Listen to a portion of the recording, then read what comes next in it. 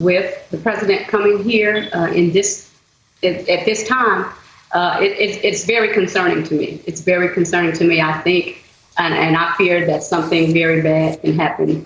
But a packed indoor facility with people yelling and screaming and cheering next to each other without masks does sound like a worst case scenario for a super spreading event. Is that a fair read of the science?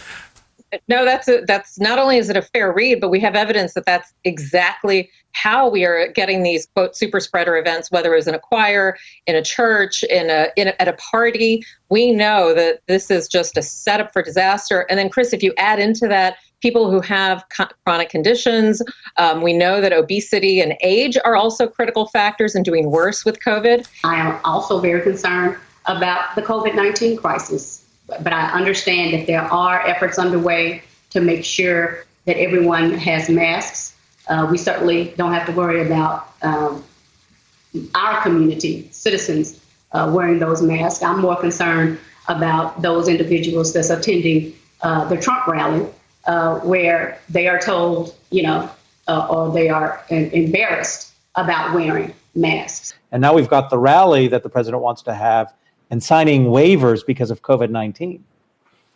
Yeah, Adam. So this particular waiver, it came out on Donald Trump's campaign website. It's really listed by the entity that manages his campaign. And it lists not only that entity, but also two others. It also has the BOK Center. That's the Bank of Oklahoma Center. It's a 19,000 seat venue where this rally is supposed to be held. Along with ASM, they're the manager for that venue. So these kinds of waivers, you have to think of those waivers that you see on the back of your ticket when you go to a concert, you go to a baseball game, that says that you assume the risk if you attend this event.